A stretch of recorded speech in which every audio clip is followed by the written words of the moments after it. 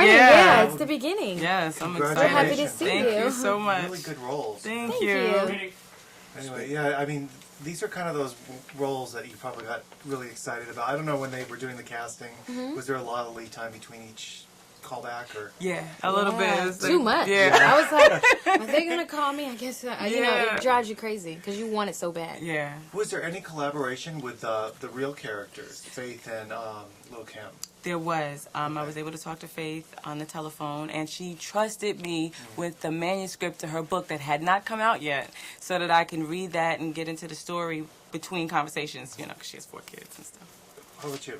I didn't get a chance to meet or talk to my character, Lil Kim, so I just had to use other resources, which were, you know, watching videos, reading about her backstory, understanding her journey as a young woman, why she has those hurts, and why, you know, there's an insecurity there.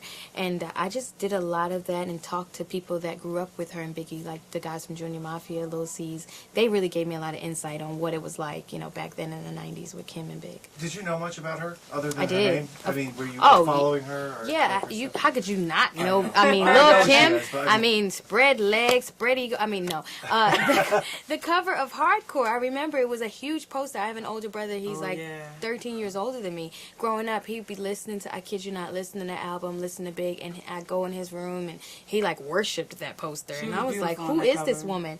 Yeah, so now, 10 years later, he's like, that's not my little sister playing this role that I was looking at, you know. So it's interesting because I knew her music. Do you think people would be surprised to see how the beginnings of the both, or actually, it was more the beginning of your character, because yours was already launched. Right.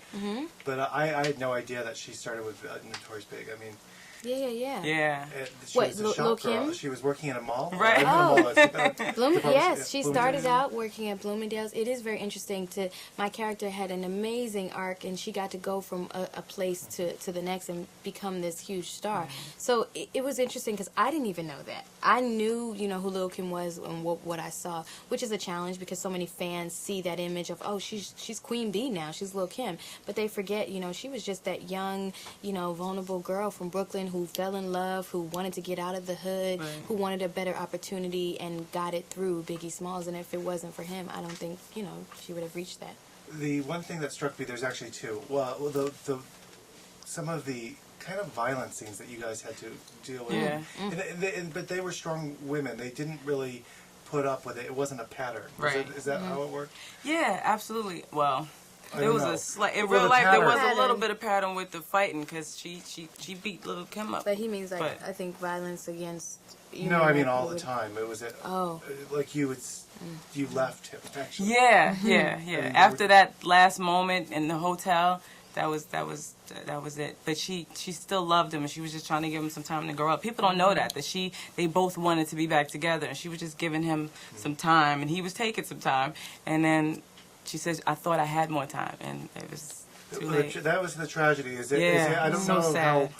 how real or true to life this was, but was he really at this self-discovery? Like he was at a point in his life where he was true. becoming a We just man at that condensed it moment. a lot, but I think it's so true. Yeah. I mean, so many of his friends were around when he made those actual phone calls and, you know, talked to his mom, and he was at peace, I think, and ready to be the man that he wanted to be. And unfortunately, he didn't get the opportunity, but we knew he had it at heart, which is why we wanted to make this movie and to show people his journey into becoming that man. His mom said he was ready. His first album was ready to die, and when he died, she said he was ready to live.